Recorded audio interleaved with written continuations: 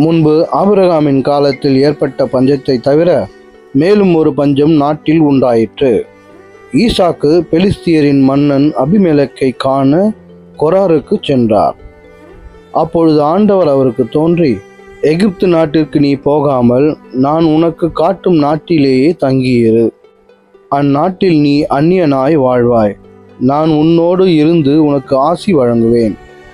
இந்த நிலங்கள் அனைத்தையும் உனக்கும் உன் வழி மரபினருக்கும் தருவேன். உன் தந்தை ஆபிரகாமுக்கு நான் ஆணையிட்டு கூறிய வாக்கை உறுதிப்படுத்துவேன். உன் வழிமரபை விண்மீன்களைப் போல பெருகச் செய்வேன். உன் வழிமரபினருக்கு இந்த நிலங்கள் அனைத்தையும் தருவேன். உலகின் அனைத்து இனத்தாரும் உன் வழிமரபின் மூலம் தங்களுக்கு ஆசி கூறி கொள்வர். ஏனெனில் ஆபிரகாம் என் குரலுக்கு செவிசாய்த்து என் நியமங்களையும் கட்டளைகளையும் விதிமுறைகளையும் சட்டங்களையும் கடைபிடித்தான் என்றார். எனவே ஈசாக்கு கொராரிலேயே தங்கிவிட்டார். அங்குள்ளவர்கள் அவர் மனைவியை பற்றி அவரிடம் கேட்டபொழுது, அவள் என் சகோதரி என்றார்.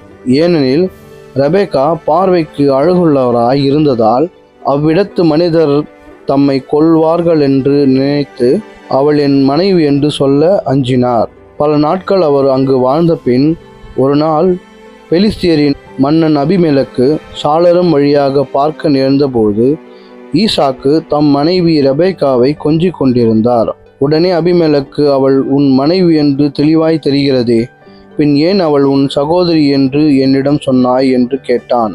அதற்கு அவர், ஒருவேளை அவளை முன்னிட்டு நான் சாக நேரிடலாம் என்று நினைத்ததே காரணம் என்று அவர் பதிலளித்தார். அபிமெலேக்கு, நீ ஏன் எங்களுக்கு இப்படி செய்தாய்? குடிமக்கள் எவனாகிலும் உன் மனைவியோடு படுத்திருந்தால் பழி எங்கள் மீது அல்லவா விழச் செய்திருப்பாய் என்றான். மேலும் இந்த மனிதனையோ அவன் மனைவியையோ தொடுபவன் கொல்லப்படுவது உறுதி என்று அபிமெலேக்கு தன் மக்கள் அனைவருக்கும் எச்சரிக்கை விடுத்தான்.